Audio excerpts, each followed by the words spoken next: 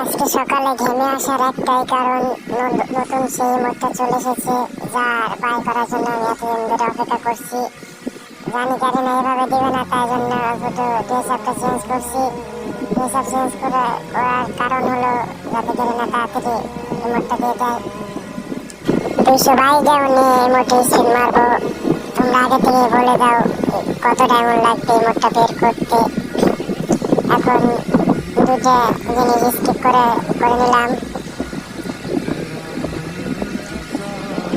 প্রথমে 9 ডায়মন্ড একটি স্পিন মারবো, দেখা যাক 9 ডায়মন্ড স্পিনকে আমরা পাবো ইমোটটা।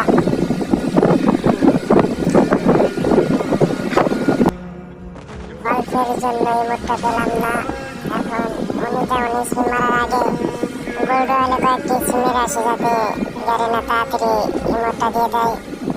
এভাবে সব বড় বড় ইউটিউবাররা ইমোট বের করে। কয়েকটি লুকআপ গোল্ড রয়্যালে স্পিন মেরে দিলাম। এখন আবারও 19 ডায়মন্ড একটি স্পিন মারবো, দেখা যাক 19 ডায়মন্ড স্পিনটা আমরা পাবো। অল্পের জন্য ইমোটটা আমরা পেলাম না। এখন 39 ডায়মন্ড একটি স্পিন মারবো।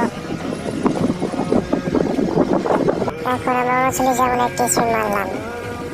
এখন দেখা যাক 39 ডায়মন্ড স্পিনটা আমরা পাবো কিছু একটা। একটুর জন্য সার্ভরটা পেলাম, একটুর জন্য ইমোটটা মিস হয়ে গেল। এখন 69 ডায়মন্ড স্পিনটা আমরা পাবো।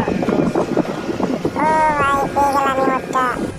আমি তো ভেবেছিলাম আরো ডায়মন্ড লাগবে। এখন এত কম ডায়মন্ড ইমোটটা পেয়ে যাবো আমি ভাবতেই পারিনি। তোমরাও যারা ইমোটটা বের করতে চাও তাড়াতাড়ি ইমোটটা বের করতে পারো, ইমোটটা কম ডায়মন্ড লেগেছে। আজকের মতো এই পর্যন্তই, আবার দেখা হবে।